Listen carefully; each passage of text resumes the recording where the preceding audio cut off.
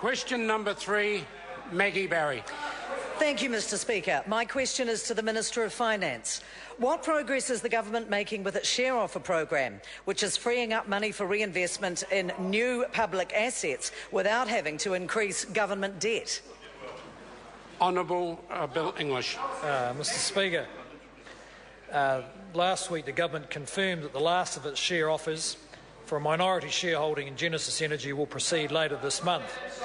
The offer is expected to open in the second half of March, with the company likely to be listed on the market around mid-April. All of this, of course, is subject to market conditions. We'll set out the details for the float over the next few weeks. As with the other share offers, New Zealanders will be at the front of the queue, and we remain committed to at least 85% Kiwi ownership.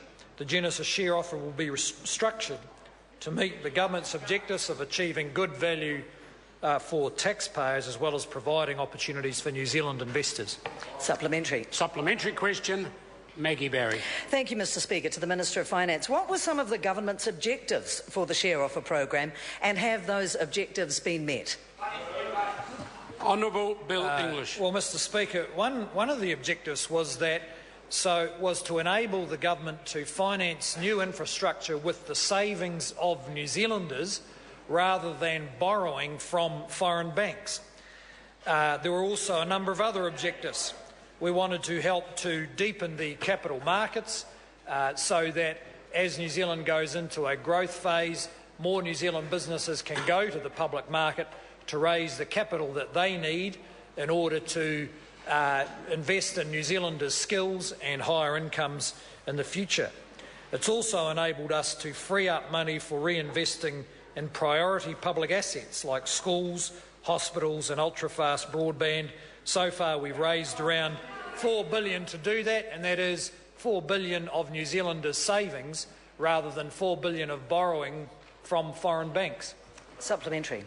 Supplementary question, Maggie Barry. Thank you, Mr Speaker. What are some of the features of the Genesis share offer that will help build interest among New Zealand investors? Honourable Bill English. Well, Mr Speaker, it's obviously up to investors to decide what level of interest they take in the share offer.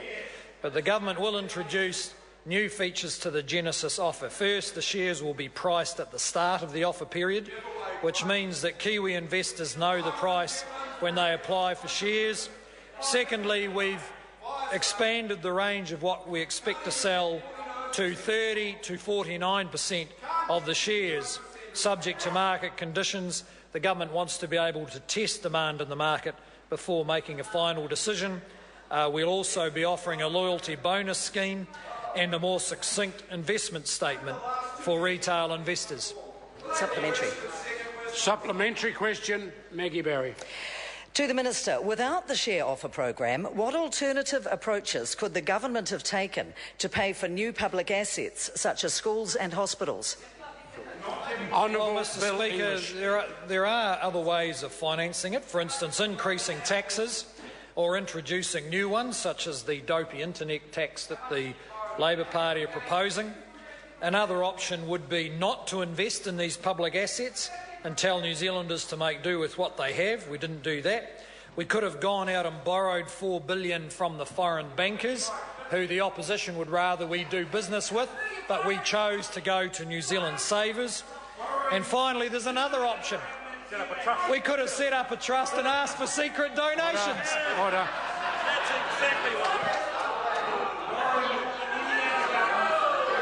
Order.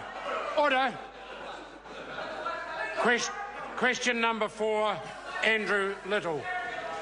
Thank you, Mr Speaker. My question